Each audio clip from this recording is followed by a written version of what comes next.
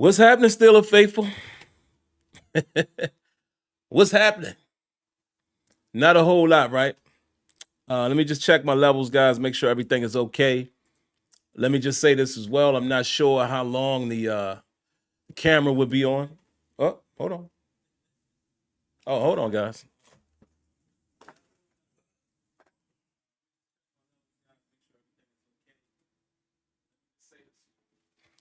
Had the stream going on my MacBook. Let me just say this again, guys. I'm not sure how long the camera would be on. That's what was taking me so long, guys. I had to delay starting the show for some reason, or somehow I left the camera on from earlier and it was dead. It's weird. I don't know why it died, because it's connected to the computer and it's supposed to be USB charging. So this camera might go out, and if it does, you'll still hear my voice and my face will probably stick on the screen or whatever. But guys, let's get right to it, man. I got a lot to say, and I don't want to be too long. Let's go through what I normally go through, guys. I always want to talk about the start of the game, and I just got a lot to say. I got a lot to say, and it's a lot, and it's short and sweet. It's short and sweet in terms of what I have to say. I think I'm gonna sum everything up in regards to Mike Tomlin, Arthur Smith. We got a donation, so let me definitely applaud that. Thank you so much. Appreciate it. Al for God. Thank you for that Wonder Bread.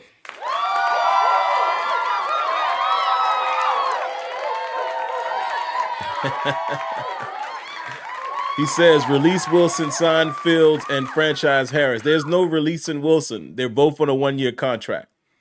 So there that is. Boy, how fast you guys have turned on Russell Wilson, man. I love this fan base. I'm not even going to pick fun at us tonight because there's a lot to be upset about. Again, we are too quick, still a nation. We're too quick with anointing someone. And then we're very fast with throwing them in the trash. And look at this. Look at Kyle Cash. It's amazing how other teams always come to these type of chats. It's cool. Shout outs to the Ravens. I have no ill will towards the Ravens. I respect the Ravens, but it's funny. You'll never catch me in a Ravens stream. I don't care if it's a friend of mine. I ain't watching that. I don't care about any of that. But it's always funny how you guys y'all do that. Other teams will run over here. It's cool. We welcome everybody, but it's just the differences in fan base, I guess. Where do I want to begin, guys? I'm all over the place, but let's get to it. We always talk about the first drive and the first defensive series. Well, the first defensive series ended the way we didn't want it to end. It ended in a Cincinnati Bengals touchdown. Let me read it off to you. Bengals pick up a first down on 2nd and 10 against Deshaun Elliott. Bengals were in empty on that play. Oh, they did something, different. Spread out the offense, the defense, something we don't often do. The Steelers give up another big play to Gesicki right in the middle of the field on a 2nd and 1. Again, he was able to beat Deshaun Elliott. I'm not beating down Deshaun Elliott. I'm just saying. Caught him in this, a man situation or whatever, and Gesicki was able to beat him. Joe Burrow getting the ball out of his hands very quick. And the Bengals go right down and they score. Jamar Chase beats Trice on an inside slant with really no help. Trice tried to get his hands on him. Couldn't do it. Gave up the touchdown. And I wrote here, the Steelers were playing single high safety. A lot of man coverage, a lot of single high, and Joe Burrow getting the ball out of his hand, guys, in 2 seconds on that first drive. So I know some people are going to get upset. Oh, where was the pressure? Blah, blah, blah. A lot of times, guys, again, we highlight watch as fans. A lot of you don't really know what's going on the field. That's not a disrespect. That's just the truth. Joe Burrow was playing the quick game. Beat Corey Trice for the touchdown. They went right down the field.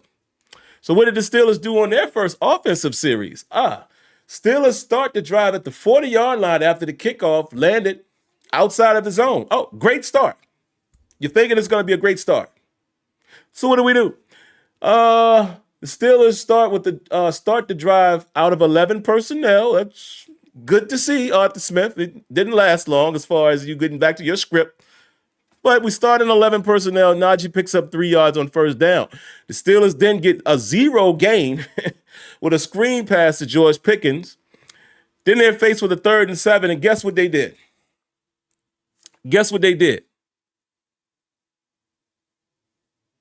They went 3 and out. Is anybody surprised that they went 3 and out as I noticed that I didn't take off my Manscaped shirt? You guys remember when I was doing that ad for them a couple years ago? Still got the t-shirt. It's one of those wear around the house t-shirts. I hate that I have it on right now because I'm giving them free pub. They don't sponsor me right now, but it is what it is. Hold on. Speaking of pub, thank you so much for the Wonder Bread. Appreciate that, Maestro. Round of applause, my good brother.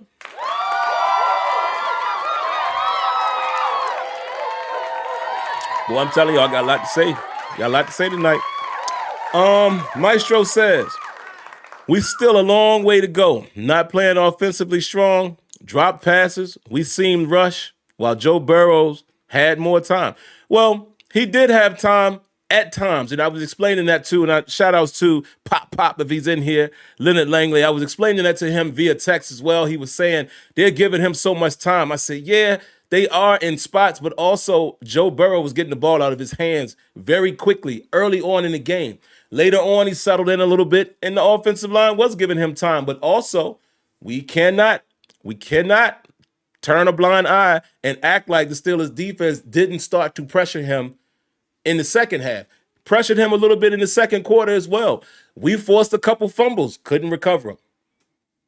But we're not going to act like we didn't get any pressure. But again, you got to look at it for what it was. He was getting that ball out of his hands very quick, especially that first drive.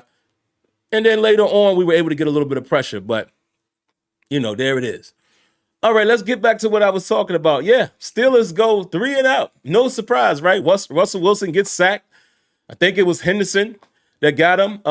Trey Hendrickson that got him. Dan Moore, got his butt kicked. Dan Moore actually is the first office visit of the night. Dan Moore, hold on, Dan Moore. No. Before you take the shower. Because I want you to think about this while you're in the shower. Come on in here, Dan Moore. Come on in here. Dan Moore. I want to remind you, sir, you played in your last home game of the season. You are fortunate that you do have another game and a playoff game. Probably is just going to be a game. However, you've played in front of the Steelers faithful in Pittsburgh, and you put up a performance like that. I understand who Trey Hendrickson is. I do. Sack leader. I get it. But you can't just continue to get beat like a drum. And that has kind of been your forte, Dan Moore. You've been up and down for most of the duration. I'm not going to say all, because you've had stretches since you've had, been the Steelers left tackle in your career where you've played mildly well. But this season is particularly the last 5-6 games, I would say. Things are starting to show its ugly head again. You're starting to get beat like a drum and giving up sacks. And it's sad to do that in your last home game of the season, because that's going to be the lasting impression. So everybody's going to be calling for your head. A report already came out, Dan Moore, that the Steelers plan to go with the young tackles next season, meaning Broderick Jones is probably going to be moved to left tackle, and Fautanu looked like he was going to be a great right tackle for the Steelers. Unfortunately, dealt with injury. But the report already came out that that's their plan. The plan is not going to include you. You know that, and you put up that type of performance. Out of here, man. Done with you, Dan Moore. Done with you. Let's get back to what I was saying, guys. Look, I'm just going to go through some of the key moments. I got a couple more office visits, and I got some real talk. And one of them office visits, I got a real talk. Some real talk.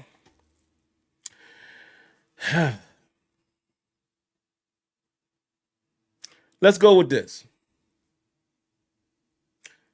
Bengals drive right down the field again on their second drive. Steelers are able to get off the field with a fumble on Joe Burrow. Did not recover it. but it forced the Bengals to have to settle for a field goal. At that point, it's 10-0. Okay. On the Steelers' second drive, Russell Wilson finds Mike Williams deep down the field to convert on a 3rd and 11. I didn't like us being in 3rd and long again, but we got bailed out. Big time throw and catch. Great throw by Russell Wilson, dropping it in the bucket. Absolutely a great catch by Mike Williams. Here's something I want to say to you guys. I'm starting to think it's a combination of Arthur Smith's plan and Arthur Smith's route combinations in his offense. But I'm also starting to think that Mike Williams might be a one-trick pony, if you will. It seems like all we're really doing with him is taking deep shots. You don't get a whole lot of routes ran. Maybe that's the reason why we didn't see him utilized a lot. I don't know.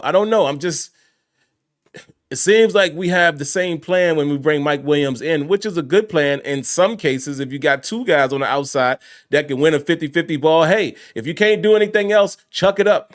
Happen to work on that play. But it makes me wonder, is Mike Williams able to do anything else, or is it just Arthur Smith not adjusting? Let's continue to read. On that particular drive, the Steelers were able to finish the drive with a touchdown.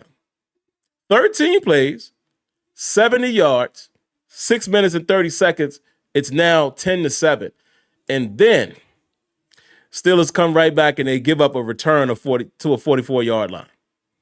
Had 2 instances tonight where we gave up a sizable return. But let's continue. This is a longer read.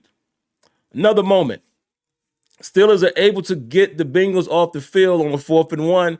It was a tip pass by Cam Hayward. And guess what? The Steelers go 3 and out right after that.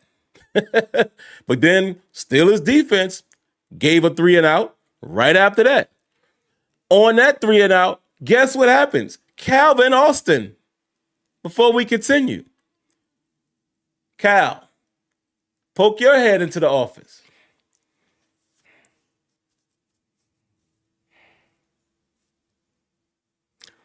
Calvin Austin, I hadn't had to call you in the office that I don't think, maybe not at all this season. I don't remember. But I'm not going to stick to you too long, brother. I'm just going to say this. You got to secure the football, man. Your fumble was significant. You're not even getting the ball. Ball is not even coming your way. Not many targets. Offense ain't really doing nothing. So you got to be impactful somewhere. You cannot fumble the ball after the defense has gone 3 and out, because guess what happens? They come back on the field. And it was just a simple hit of the ball. It wasn't even a punch.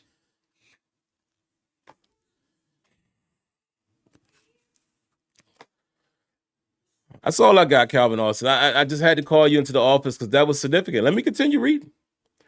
Calvin Austin fumbles on a punt return. Trice is called for holding on a 3rd down. It gave the Bengals a 1st down. The Steelers would have been off of the field at that moment. Steelers were able to get off the field 2 plays later with a tip pick to Beanie Bishop. So that's why I didn't keep Calvin Austin in the office too long, because it didn't necessarily cost us. But man, Steelers got the ball back. Nice defensive play by Patrick Queen, fighting for that ball with Jamar Chase, and Beanie Bishop being Johnny on the spot. Let's continue reading, because you would think something good would come from that, right? Here's the next thing I noted after that. I also want to acknowledge Mike Tomlin's timeout usage during that span. This is what happened. He called the timeout, and before the 2-minute warning, he declined the 10-second runoff. The Steelers, unfortunately, got stuffed on 4th and 1. They give the Bengals the ball back on the 38-yard line. They should have spread the offense out instead of going heavy. That's another office visit I got, but let me just keep reading, because again, this is how I was notating it.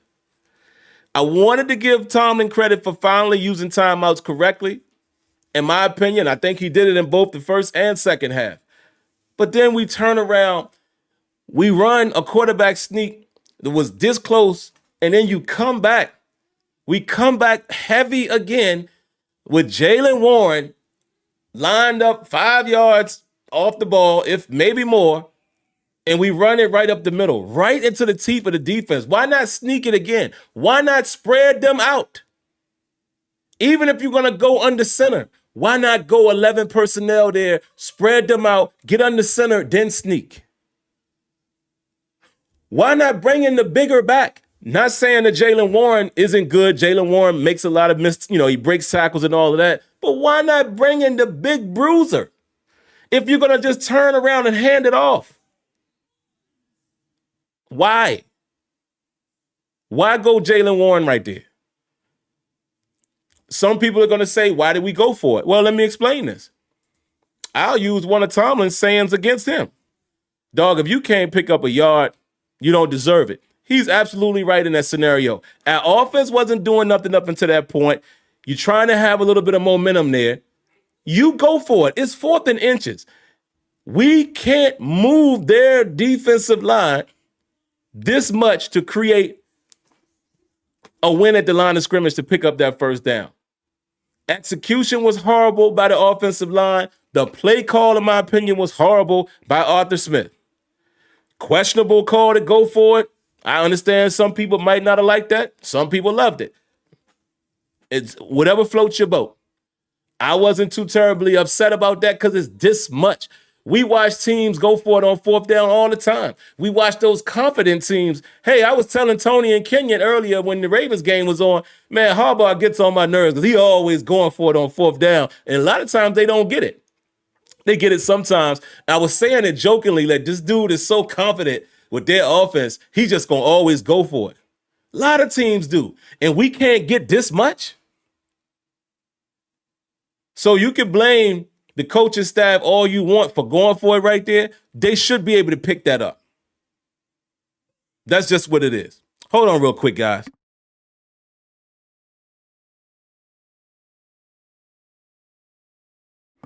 Had to talk to my son real quick. He's behind me playing the Oculus. He's a little loud. Let me get back to what I was saying, man. Let's continue here. Steelers get stuffed. Bengals get the ball at the 38. But luckily, the Steelers were able to hold the Bengals to a field goal. At that point, it's 13-7. Defense stood tall. But that was a horrible sequence of events where the Steelers get nothing out of it. And the Bengals end up getting the ball back and putting up a field goal. At that point, 13-7. Later on, second half, Arthur Smith starts the second half out of his normal script. Heavy package. We lost 4 yards with the run to Najee Harris because Gaither Miller, I think his name is, I don't know who I'm talking about, read the play and hit Najee Harris behind the line of scrimmage. Oh, it was so easy to predict what the Steelers were going to do. It was the normal script of Arthur Smith.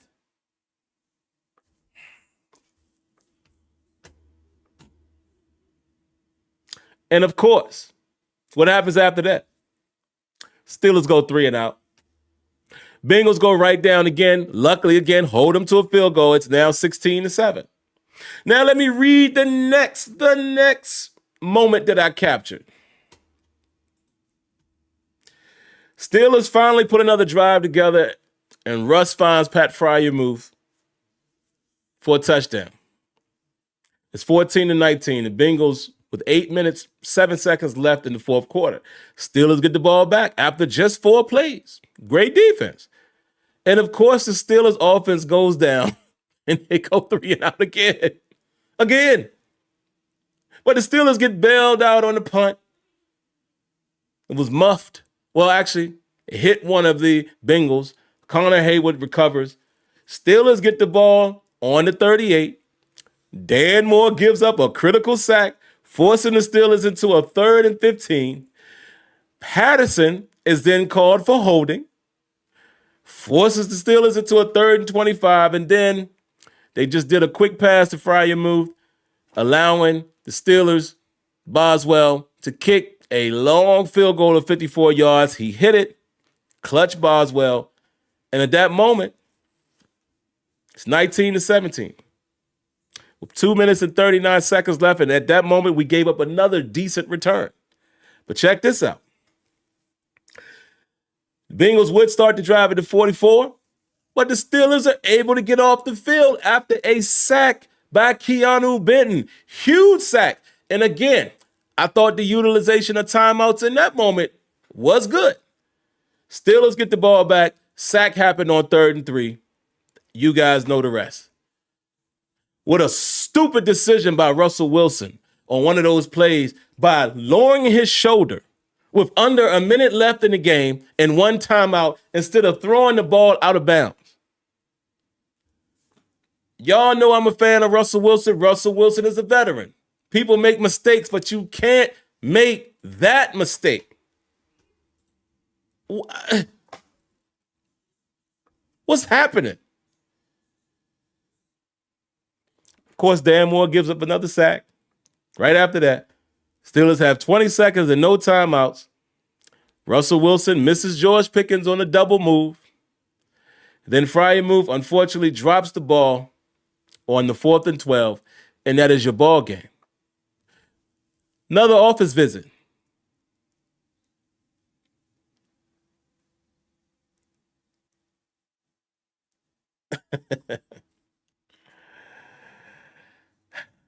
Russell, come in here real quick. I wasn't going to do it, but I got to do it. Russell Wilson, I just need to know what you were thinking in that moment, brother. I really do. I had to call you in the office because I gave you a pass in the Ravens game when you fumbled the ball on the 4-yard line, 2-yard line, whatever that was. You lowered your shoulder. And the Washington kid, nice tackle, knocked that ball out. I understood that one. Many of us thought you should have slid, but I said, you know what? I understood his competitiveness. He saw it wide open. He thought he could lower his shoulder and rumble his way into the end zone. But this one, Russ, that was just stupid. You are a veteran, a Super Bowl champion. You're known for this. Who lowers their shoulder to pick up 2 yards when the clock is ticking? I don't get it. Live for the next down, throw that ball out of bounds, or run your tail out of bounds. Whichever you can get to.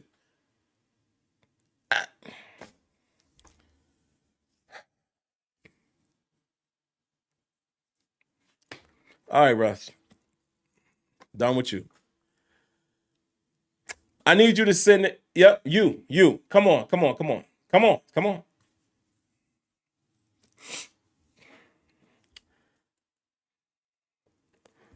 George Pickens. My man, I've been defending you for a long time.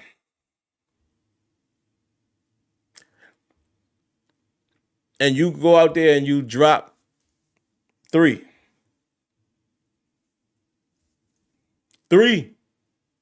that hit your hands. One of which that went right through your hands. They showed you on the sideline chirping. And Pat Freiermuth got to get you away. Then they show Russell Wilson trying to talk to you. And you go out there and put up that type of performance. Now, I understand on a couple of those, some contact happened, but you got to catch the football, brother. Because you are a dog. You are one of those dudes who ask for the ball. So when the ball comes your way, you got to do something with it. When the ball hits your hands, if you are an elite receiver, you catch it. You make the tough catch. But again, one of those went right through your hands, George. Yeah, I'm calling you George. I'm not even giving you the fly name, the GP. No. You George tonight. You George tonight. Looking like Chicken George. Matter of fact, I'm not even going to say that because I don't want to disrespect Chicken George.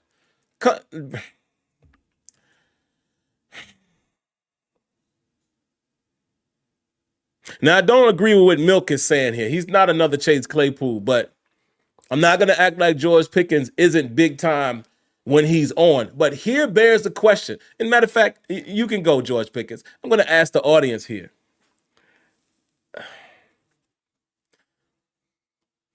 Is George Pickens a one-trick pony?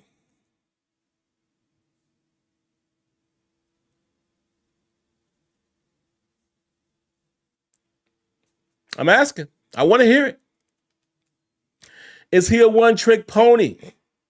Remember, a lot of you guys was, so ready to run Deontay Johnson out of town. And I know Deontay Johnson didn't do nothing for the Ravens, didn't do nothing for Carolina, but I kept telling y'all that he was the best full package receiver that we had. Last season, I was saying that. Some of y'all tried to laugh me out the building. That either he's a one-trick pony or we're using him as a one-trick pony. That's the question. Again, I don't know if I can answer it. I'm asking some of y'all. I don't know if I can answer if he's a one-trick pony. But I don't see a lot of routes. Again, that could be Arthur Smith. I'm about to talk to Art. Oh, I'm about to talk to Art.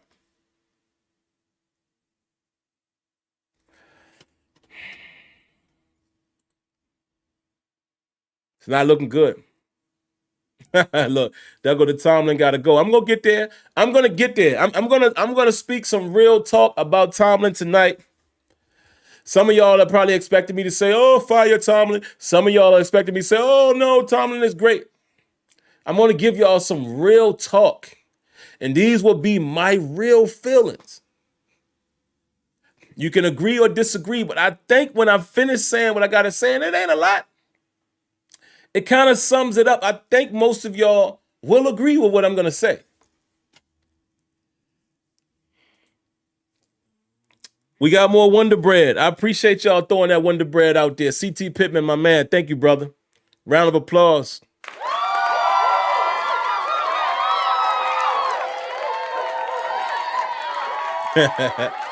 I know what CT Pittman wanted to say here, but we try to keep it clean over here. We know the kids sometimes watch. He says, GP Mouth writes checks that his play doesn't always cash. But y'all know the real term of that.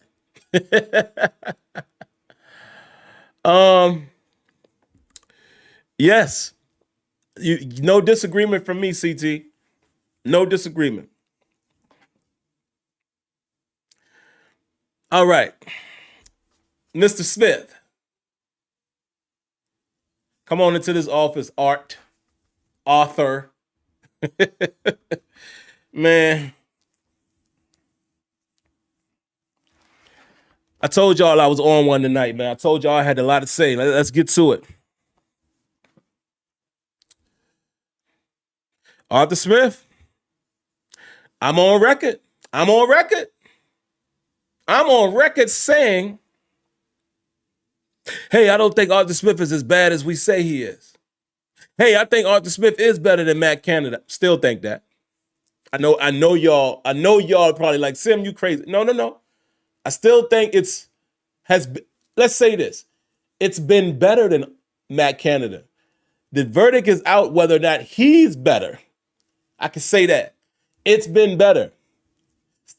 Statistically, it's been better. I don't think none of us can argue that. I mean, we had a game where we put up 500 yards. We produced over 30 points, I think 4 times this season. I think might be 3, but I think 4. Could be wrong. But so I'm not going to say that he's better. I just will say he has been better, but just by this much. Arthur Smith, I have defended you in saying that. I have been saying, hey, man, he has tools in his bag. He just doesn't use them. I still believe that. But the reason why I have to call you into this office, the reason why I cannot defend it anymore is because now I have seen the same script for 17 games. Here's what's funny, Arthur Smith. Arthur. I'm going to see the same script for 18 games. Because I'm willing to bet You're going to do the same thing next week. I'm willing to bet. I'll bet anything on it. I'll put anything on it. Any amount of money. That you're going to run the same script again next week. I'm going to predict the future. Why can I do that, you might say? Because you, sir, are predictable. Very.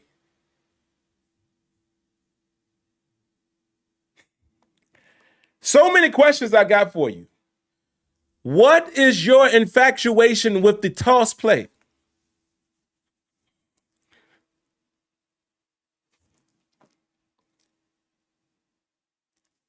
What is your infatuation, sir, with the toss? What is it? Shout outs to Alex Kazor from Steelers Depot. He put out a post a few weeks ago showing just how ineffective it has been. If I recall it correctly, I think maybe 2 or 3 games where we've seen positive return from a toss or two. Not the toss is working. We've only had a couple games where a couple times the toss returned positive yards.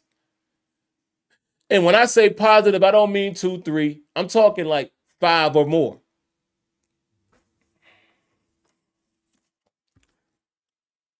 And then Arthur Smith, if that's not bad enough, you ran it again late in the game with Cordero Patterson. You are clearly an equal opportunist. You get a toss play, you get a toss play, you get a toss play. We've seen it with everybody. I wouldn't be surprised in the playoff game next week. We'll see it with Connor Haywood. Don't leave nobody out. Don't leave nobody out who has ever played running back or lined up in the backfield. Don't leave them out. You got to give them one because you do it with everybody else.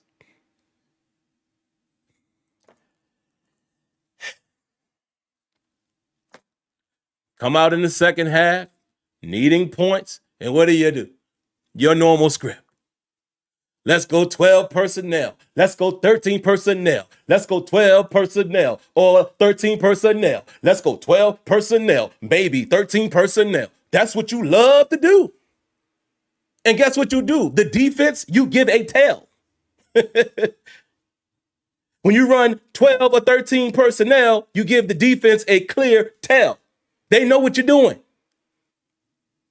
Homeboy showed you that on the first play with that tackle for loss. Nobody is scared of your offense, buddy. Here's some more complaints I got. Oh, I watch film. Why are so many of your routes on the same side of the field? Whoa. Troy Aikman said the same thing tonight. Whoa. A Super Bowl champion, NFL quarterback. Not little old me. Not little old me. Big time player with rings under his belt. Said the same thing. Then when they showed it sometimes in the illustration tonight, we saw it. What is up with that? Where's the route combinations? Where's the mesh routes? Where are the over routes? Where's just, oh, you know when we saw it? You know when we saw it a little bit better? In the fourth quarter. Yay! In the fourth quarter.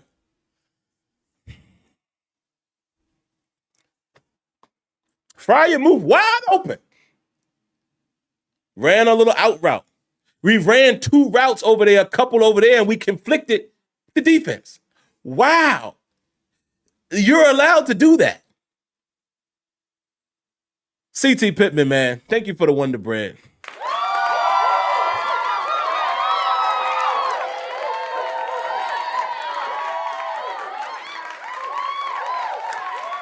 He said Arthur Smith uses Jalen as the power back and Najee as the speed back, the way he calls play.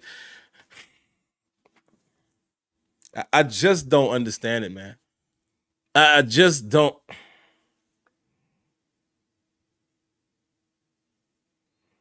I don't see a lot of mesh. I don't see, guys, I see flood a lot.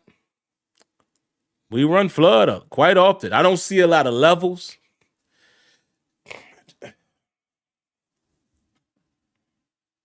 Arthur Smith. One last thing. The Bengals early in the game, first drive, killed us in a way that we probably should have adapted to. Short game, quick passes. Right? So, okay, we don't do that. But why do we wait so long to go up tempo? It's amazing how when you have a veteran quarterback and we start using some tempo, we move down the field. We open things up. We get a touchdown. We get a wide open Pat Freiermuth. That is amazing to me how these things happen. Now, I know every play doesn't work all the time. I know that. There are going to be 3 and outs. There are going to be drives that you don't get any points. But we consistently do it with your offense. I am sick of this offense. I'm sick of it. Because you have one philosophy, which is what I'm going to talk to Mike Tomlin about in a moment. I don't get it. It's like you guys you refuse to do something different. You always wait until the game is out of reach. I just don't understand it. I'm sick of it. And the worst part about it is I'm pretty sure nothing's going to happen. The Rooneys, they don't fire coaches, so we just got to deal with this. We got to deal with this, and all we can hope for as Steeler fans is that we get players in that are going to be able to execute what it is you want to do. Because the only time our offense looks good is when it's working. There's no adjustment. There's no different philosophy. It's either we're going to do this or we're going to do that. No, ain't no that. We're going to do this. Either this is going to happen or that's going to happen. We're either going to be successful or no. That's what it appears to be. And I'm sick of it. Get out of here, Arthur Smith. You take you and your offense down the road. Matter of fact, call your pop. Call your pop. I hate to talk about your pop, but call your pop. Tell him to come pick up your offense and take it out of here with his FedEx. Yeah, tell him FedEx it on out of there.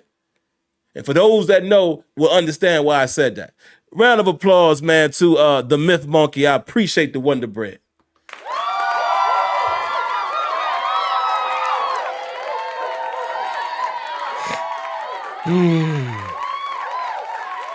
Oh, wow.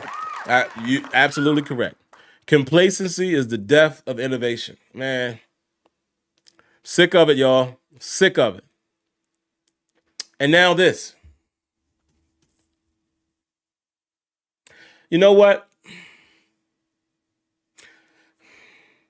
I want to call Mike Tomlin into the office, but the message is for you guys, right? It's not really anything that he did tonight. But Mike Tomlin, I want you don't have to come in. Just get close to the door so you can hear this message that I want to share here with my Steeler family. I'm going to give some real talk real quick.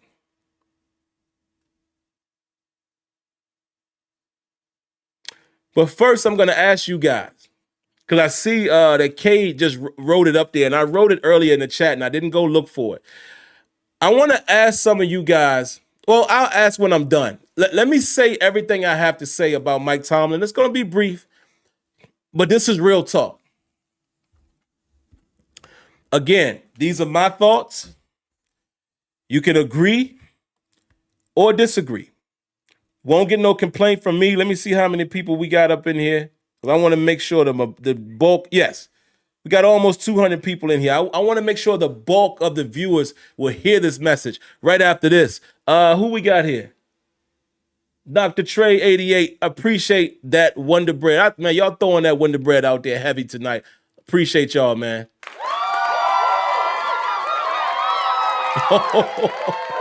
Yes. Yes. Actually, Before I even get to Mike Tomlin, man, you're right. That's my next visit. So he says, could we talk about Terrell Austin matching Jamar Chase one-on-one with Trice, or the obsession with keeping our playmaker Beanie Bishop off the field? Now, I'm not gonna 100% agree with the Beanie Bishop thing. Beanie Bishop makes plays, but he's kind of in the right spot. Beanie Bishop hasn't been great in coverage for the majority of the season. That it hasn't been.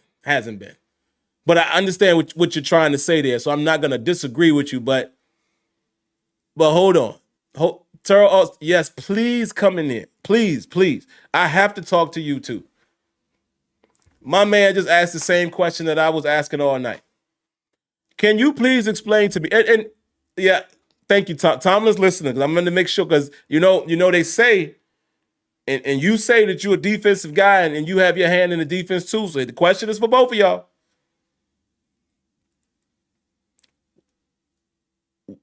Why did we put Corey Trice on Jamar Chase the majority of the night? I understand what y'all quote unquote was trying to do, because I think we kind of seen it in the first matchup. You would rather have the bigger, I guess. And see, this is where I get confused, because when we played them the first time, we had Joey Porter Jr. follow T. Higgins because you wanted to match up body types, yada, yada, yada. Corey Trice is the bigger man. Why wouldn't you put him on T. Higgins? Why wouldn't you put this guy that's supposed to be your best corner, the one that you drafted pretty much in the first round, 32 pick, but y'all know 32nd pick that year. And you know how that worked out, because somebody didn't have a draft pick and yada, yada, yada. But essentially almost a first round pick. This the dude you need to see what you got. Are we scared because he's handsy and he gets a lot of penalties? Maybe. But why not go with the guy who's supposed to be the guy and let him have his way with Jamar Chase? You don't put Corey Trice out there. Because this makes me think, was Dante Jackson going to be on Jamar Chase?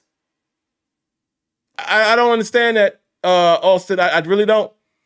Here's another question I have for you. Quite often when we were in man, we weren't even cheating. The safety wasn't even cheating coverage to the Jamar Chase side. We were just leaving him out there on the island. Trice Island? What are we doing?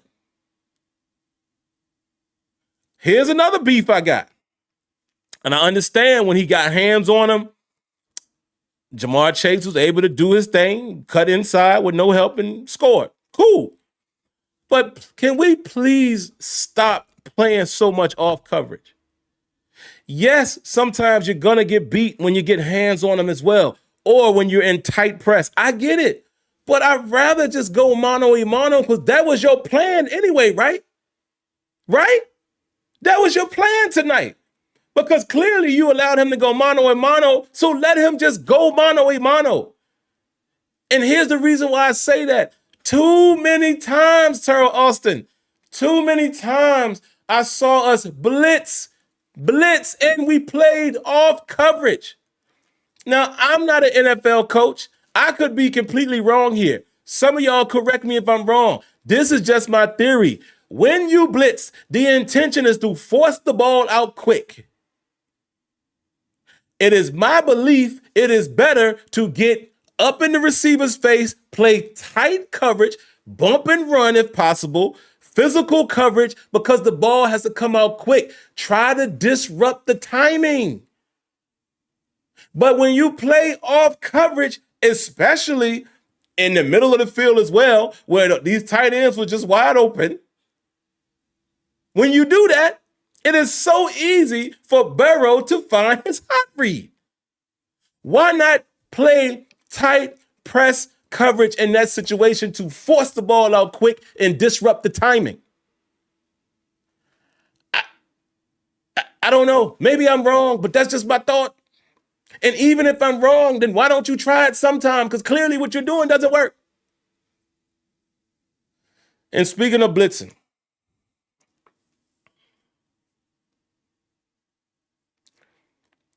Why do we keep running this nickel blitz? It don't work. It has not worked since Mike Hilton, who was playing on the other team tonight, by the way. We have not been successful with the nickel blitz since Mike Hilton was a Steeler. It does not work.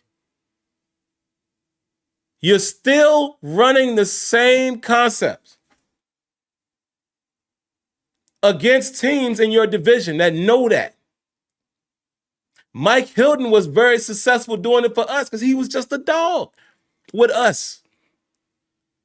You have not been, I don't think we've landed a nickel blitz since Mike Hilton left.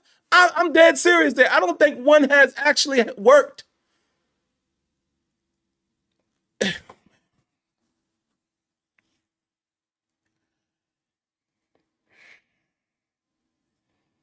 And yet the defense still held them to 19 points somehow. As bad as the defense plays at times, and I'm sitting here beefing with you, Terrell Austin, the defense still did enough for us to win this game if this poo-butt offense could have done anything. So now, let me get to my last point here. Coach Mike Tomlin. All right, guys, here it is. I think Mike Tomlin has had a very, very, very good career as the Pittsburgh Steelers coach. Successful. I know what y'all are going to say. The playoff wins. Listen, he's been successful, like it or not. I'm just stating facts. We don't put a lot of weight in not having a losing season, but that's hard to do. Has underachieved in the last 5 years in the playoffs. Yes, has. No playoff win since 2016. But I want to say this. I believe that Mike Tomlin is a great football coach. I said great. Great football coach. Great leader of men. I think he knows his football. I think if you're watching Hard Knocks, you're getting an inside look on how he gets down on a day-to-day basis. And if you're watching that, I don't know how you come away with saying that he's a bad coach. Granted, I'm not bigging him up right now. I'm about to say some stuff. I'm just laying all perspectives out. I don't think you can say that. You might have some gripes about him here and there. But I don't know if you could just say he's a bad coach, because I don't think a bad coach can do what he's done in his tenure. I don't think it's possible. But here's the problem with Mike Tomlin, guys. Mike T, your philosophy does not work well today in the NFL. You've somehow managed to keep things together. You're a great motivator. You're a great leader of men. Hey, I said it. You're a great coach. Players want to play for you. Players believe in you. Players believe in what you are teaching. But the truth of the matter is the philosophy doesn't work well enough to be a winner in today's NFL. What do I mean by winner? Continued playoff wins. Not enters into the playoff, wins. Super Bowls. AFC championships. It has eluded the Pittsburgh Steelers because the philosophy is not going to be wildly successful. The philosophy will get you some wins. Will keep all us fans on the edge of our seat. Like, man, if we could just, but we never just. We always say, if we could just, but the just never happens because it's the philosophy. The main philosophy is run the football, stop the run. Cool. Most teams want to do that. But the problem is the Steelers and a Mike Tomlin-led Steelers, I would say at least for the last 7 years, because there was that Killer B era. But we've gone back to more of the regular Steelers. It's not going to be good enough. You can't just stick to that one script. And here's the reason why I say it's a philosophy. Look who they hire. Mike T hires Arthur Smith. Forget about what he did in Atlanta. Arthur Smith's biggest performances was with Tennessee in 2019 and 2020. Led the league in rushing. High-powered offense. But look at the offense. It's the same thing he's running with us. Again, that's a Mike Tomlin philosophy. The philosophy has to change. It has to. Think about this. The Baltimore Ravens are a running team, but look at how they incorporate everything. Granted, they have an excellent quarterback. I think y'all can stop saying that Lamar is not a quarterback anymore. Y'all, a lot of y'all, even right in this chat, be trying to hate. Lamar is nice. The boy has improved his. I told y'all, when Lamar learned how to pass, he was going to be a serious problem. Now this dude doing, I fear when he runs around in the pocket because he's going to make a play. But even with that type of team, that type of quarterback, even the Ravens run multiple different things. And they're known as a running team, but they still run these different concepts. Hey, they do something as simple as little drag routes here to Zay Flowers, little over route here to Bateman. Oh, play action fake, throw the ball to Ricard, like they did today. They don't just line up and run the same thing. Or if they do, they run something that's hard to defend. Read option. Interesting. When the Steelers were doing that with Justin Fields, people didn't really necessarily know how to play us. The only problem with Fields is, again, Arthur Smith stayed in the same philosophy. He didn't deviate from handoff, read option. Oh, it's third down, we got to pass. See, it's the philosophy. Run the football, play defense. Okay, that's cool. Every team wants to do that. But most of these successful teams have different philosophies how they can attack you on offense. Look at the Eagles. Look at the Bills. Look at the Ravens. Look at the Chiefs. Look at the Lions. Hey, look at the Vikings. And they doing it with Sam Darnold. Look at the Rams. It's the philosophy. That's what you guys are tired of with Mike Tomlin. Again, I'm going to say it again. Mike Tomlin, in my opinion, has been a great coach and is a great coach. But his philosophy, the game has surpassed that. But here's the crazy thing. It's good enough to work in spots, and that's why you get 10 wins. That's why you continue to be a 10-7. You know what I'm saying? A 9-8. Stumble in the playoff. That's why it happens. Because, again, say what y'all want. He's a great coach. You cannot have a run like that without being a good coach. A bad coach cannot do that. Any excuse y'all want to throw out there, you can shoot it down. People want to say, oh, well, Ben Roethlisberger carried him all them years. Yeah, but a good coach, a bad coach can't do that with Ben. I don't think so.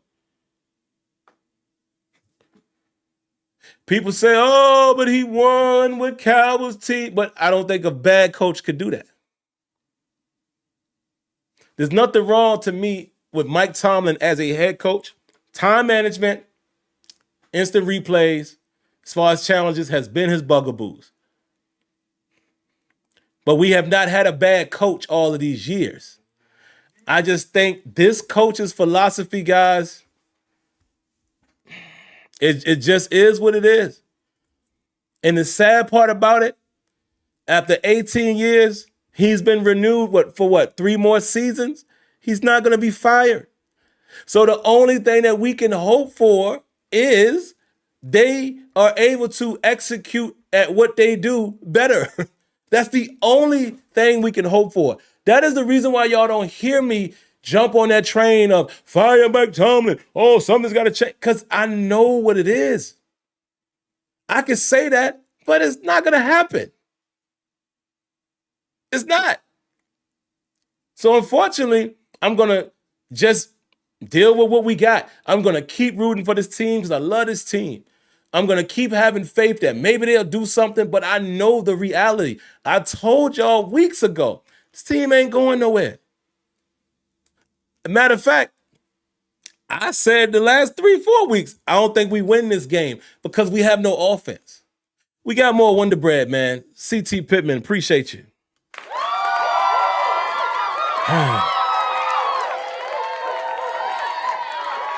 It's sad, bro. It's sad.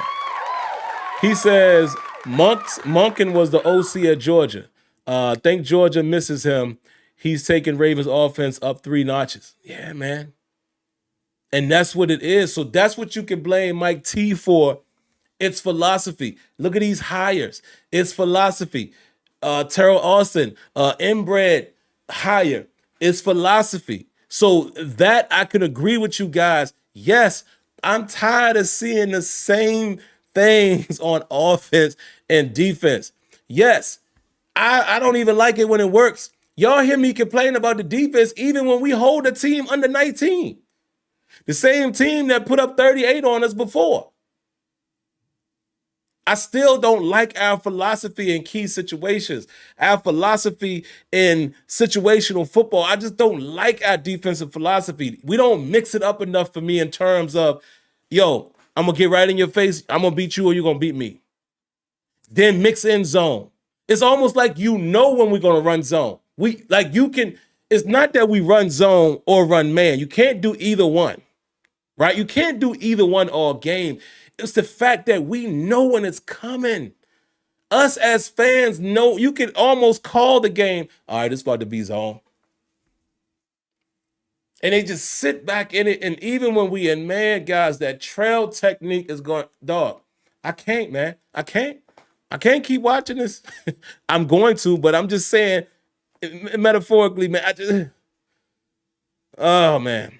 Why Diggy, man, my man, I appreciate the donation. Thank you for the Wonder Bread, brother.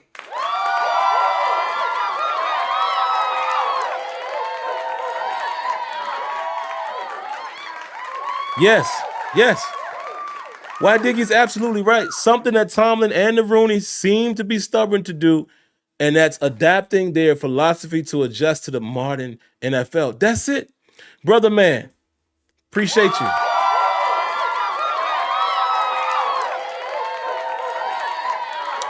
Drop passes and missed throws were huge factors. Yeah, it was. But again, that ain't why we lost. Our offense stinks, man. I hate to say that. Our offense it sucks. It really does. Our offense is not an offense that can produce points when they need to. Again, I am not asking for us to produce touchdowns every time. Hey, I watched that Ravens game today. Lamar Jackson them ain't do much until later. When the defense got tired, then they start cooking. We don't even do that. See what I'm saying? It's not about scoring every time. It's just being able to put up points when it's time to put up points. And we don't. Do y'all realize, guys, the last 4 games we have not scored 20 points? The last 4. Which is the reason why I'm saying it right now, because it's a chance that I might not be doing a Terrible Towel Tuesday. Because there's some things going on for my son's basketball team, man. They having a night out and pictures and all that. So I might not do a live version. Maybe I'll try to get to it early in the day. But I want to say this now while you guys are here. It's guys, if you can't put up 20 points, man.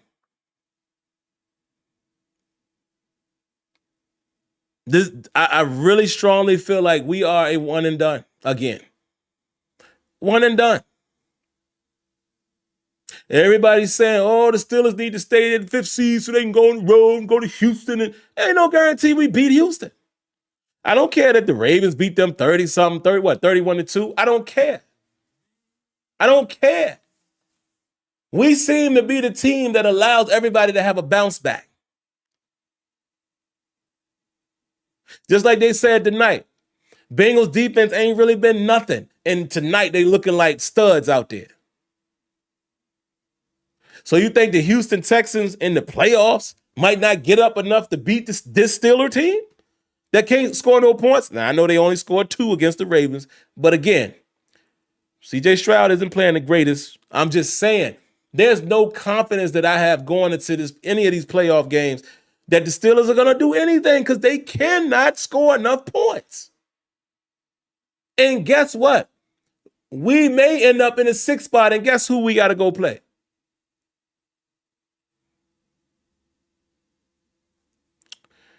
Brother Man says, despite everything, we had a chance to win. We did. Had a chance. We did. We did. And we didn't. So I'm going to ask this question before we get out of here, guys. I want you guys to tell me what the difference was or is, in your opinion, from a 10-3 Mike Tomlin team to a 10-7 Mike Tomlin team. I want y'all to tell me the difference. Because again, everybody always just blames everything on the head coach. Very rarely do you give credit. But I want to know, what's the difference? What's the difference in a team that was 10-3 versus 10-7? Real difference. Real concrete information. Because the reason why I'm asking that question is because it's the same coach. Oh, wow. Milk says luck. Okay. Big A says Justin Fields needs to start if we end up playing Baltimore. Okay. Caleb Long says level of competition. Okay, but don't forget, in that same stretch, we beat Baltimore. We beat the Chargers. We beat the Bengals. So you might be on to something with level of competition as far as Philly, Chiefs, and then a later on Baltimore. Might be right about that. A later on Cincinnati. So again, these are some of the same teams that we had already played. Kaja says Tomlin is the best coach in the league. Some people feel that way. Again, I'm on record saying that, and I don't care who disagrees with me. I'm on record saying that Mike Tomlin is a good football coach, great football coach. I understand how we feel in Steeler Nation with the playoff. I get it. I know. But you're never going to get me to say that he's not a great football coach. Because again, what Mike Tomlin has done, a bad coach can't do that. But I'm right there with y'all. The drought and stuff sucks. I'm tired of seeing it. I'm tired of being hopeful and then let down. But y'all notice I don't really be let down no more because I see it coming. When I look at the team and the philosophy of the team, players not executing, okay. Yeah, we beat the Commanders too, yeah. Why Diggy says the difference is the big plays were hitting then that aren't hitting now. This team is a feast of famine.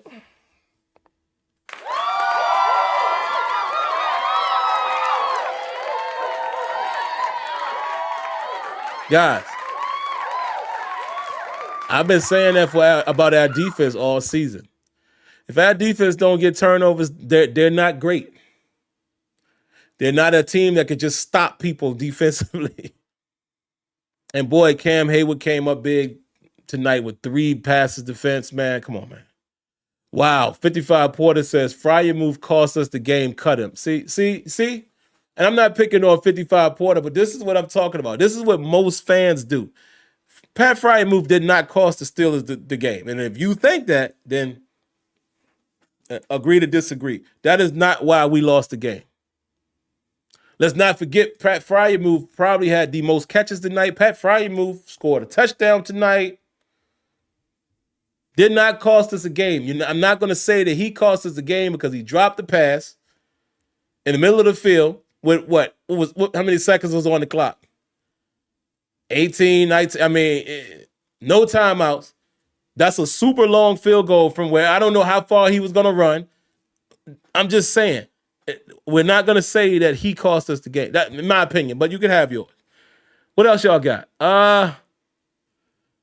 Defense falling apart again every year is the same thing. Okay. But I'm asking specifically about Tomlin. I want y'all to give me more differences. Give me more differences from a 10-3 to 10-7. Somebody says film. Okay, well, what does that mean? What does that mean? You guys are not good with giving substance. A lot of times you guys don't give substance. Y'all just say stuff. I'm not picking with you. I'm just saying, I'm just trying to show you how a lot of times it's our emotions that make us say certain things, right? What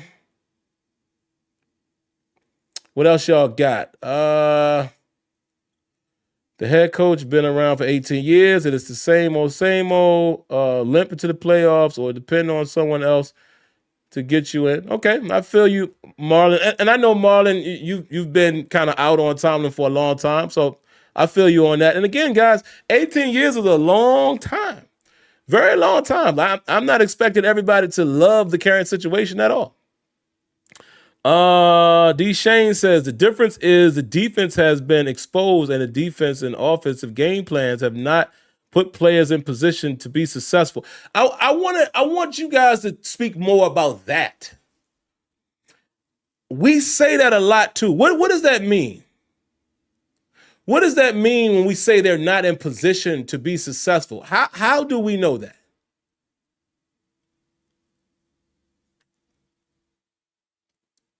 How do we know that? The reason why I'm saying that is I think we put too much weight on that. And you hear me say a lot of times players don't execute. There are a lot of these football plays, guys. When I watch the film, everybody looked like they're in the position they just didn't make the play. Right? So I don't think we can quantify that statement. I don't think any of us can quantify and say, oh, so-and-so didn't put him in the right position. There's sometimes that you could say a formation was off or bad coverage matchup, but that's not consistently. And I'm not picking on your response. I'm just saying, what does that mean for us average, viewers? We say that, but how can you quantify that? Because again, they won 10 games. So are you just saying that they didn't put them the last 4 games they weren't put in position? Were they put in position when we beat the Bengals the first time? See, it's a lot of. I think a lot of times what we do as fans is we just throw stuff up against the wall to see if it sticks.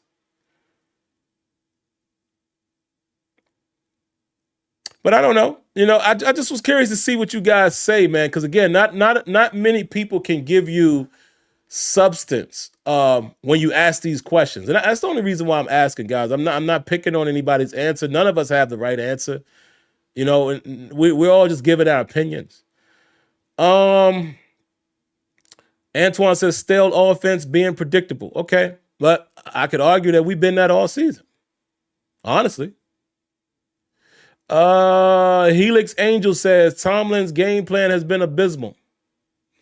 What changed? Again, y'all see, I love these exercises because you guys can't say what changed. What changed from 10-3 to 10-7? Because I would agree. If the plan has been abysmal, then how did we win 10 games? I'm not questioning what you're saying. I'm just saying we could all say, oh man, the game plan was horrible. But what did we do differently in those wins? Just curious. Just curious. Who else? Who else had something? T. Heflin says Tomlin's supposed to be a defensive-minded oh, he's asking a question. Okay. I don't know what you're saying, Knight Rider, as a cop-out. Again, if y'all want to be mad at anybody, be mad at the Roonies. You know, I just be trying to explain to y'all every year, every time y'all scream about fire him, it's not going to happen. Your beloved organization has had 3 head coaches and they have not fired any of them. So you can say what you want. Guys, we just got to sometimes live in reality. The reality is this is the head coach.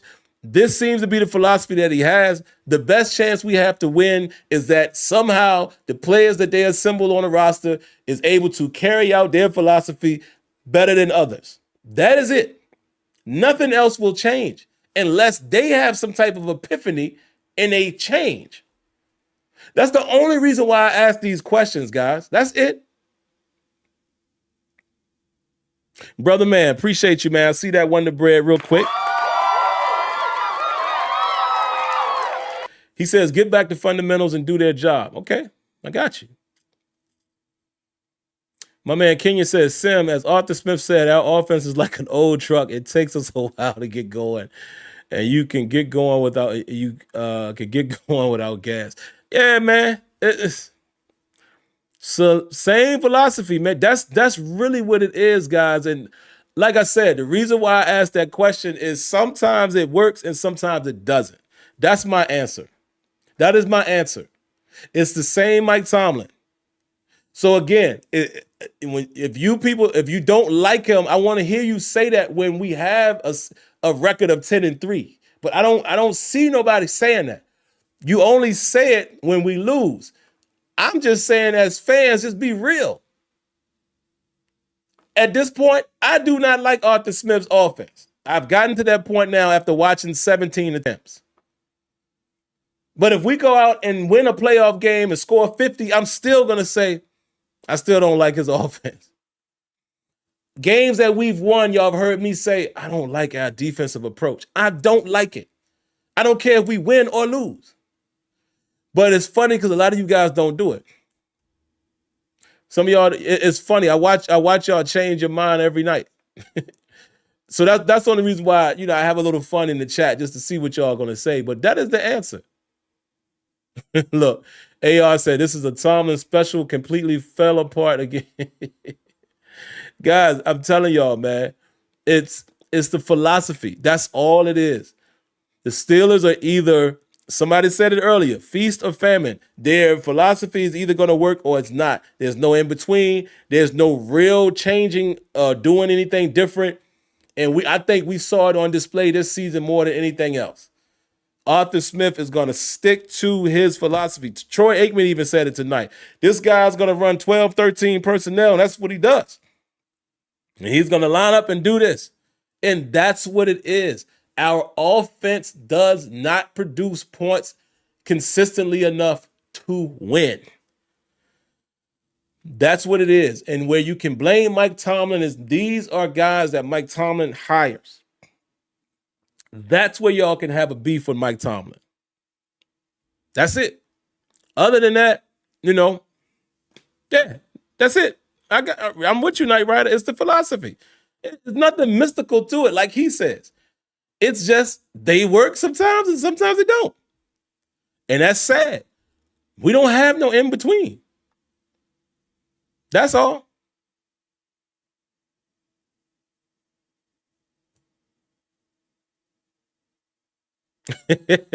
Kenya said, man, it's like being married for someone for 20 years and you tired of them and want to cheat or leave them. That's all it is, man. That's all it is. So, we're gonna be having these conversations quite often, folks. So, unless something miraculous happens, I feel you, Milk. I feel you. I feel you. Yeah, it's old, but listen, let me tell y'all, you're gonna watch the same script for the remainder of Mike Tomlin's coaching career. You will be watching the same script, unless they surprise us. They being him, and he has a change of heart and change of philosophy, or the Rooney somehow decide for the first time in history they're gonna fire their head coach. If neither one of those things happen, unfortunately, folks, get ready to watch the same script year to year. They're going to do just enough to fool you. Remember, I said fool you to thinking that they're a good football team. But they're not going to be able to compete with the elite teams. And they're going to continue to have 9, 10, maybe even 11 wins sometimes. But they're not going to be good enough to beat the elite teams unless, like I said, unless we assemble some type of roster and these guys are able to carry out the philosophy better than anybody else has. That's the only change you will see. And again, Mike Tomlin has been a great coach, but the philosophy is simply what it is. And I just think I think the Steelers football team or mentality, because some of you guys even said it goes all the way up the chain. The mentality from the owners down to the coaches, the philosophy needs to change, man. You gotta be more multiple in this NFL. Can't just keep doing the same thing, bro. And I hate to say this, but we're going to be watching this sad story for quite a while, guys, because whether y'all believe it or know it or not, Steelers are still in a pickle when it comes to the quarterback situation. That's part of the problem, too. We did not properly plan for Ben Roethlisberger's succession plan. The common denominator in all of these young, good teams are a young, consistent franchise QB, which we don't have. The Bengals. Yeah, they didn't do so great this year, but they're still a good team. They've gone to a Super Bowl in the last recent years. They've gone to AFC championship games. The Bills. The Chiefs. The Ravens. The Eagles. Hey, now you could even say the Detroit Lions. And it's other teams that have a bright future. The Chargers. Shoot, it looks like it's too early to call it, but maybe even the Broncos might be decent over the next few years. Steelers don't have that. Kenny Pickett was not it. Mitchell Trubisky was not it. Mason Rudolph was not it. Ben Roethlisberger in his last 3, maybe 4 seasons was not it. Now we have a Russell Wilson who, tail end of his career, has done solid job, but not the greatest job. And Justin Fields, who still needs to develop. Both who are not under contract. Get ready. Buckle up, folks. If y'all think Mike Tomlin is your only problem, I'm here to tell you, oh, it's worse than that. So, all right. That's all I got, man. That's all I got. Listen, like I said, I may or may not do a live Terrible Towel Tuesday, depending on what's going on with my son's football, basketball stuff. If I'm not going to be available at 8 p.m., I will definitely, try to get up a pre-recorded video. We got a snowstorm coming too, so I don't know how that might, interfere with both Monday and Tuesday. But other than that, man, listen, the Steelers will be back in the playoffs. And like I said, right now, they are a one-and-done team in my eyes. And it just is what it is. I'm going to watch. I'm going to root for them. But I do not expect anything beyond next week, wild card weekend. All right? So I'm going to go ahead and get out of here, man. Y'all know the routine. Like I always tell you guys, man, hey, stay healthy. Stay safe. God bless. Good night. Like always, I thank each and every one of you lovely people for tuning in. But don't forget, like, subscribe, notification, and share. All right, until we meet again, I'll catch you guys in the next one.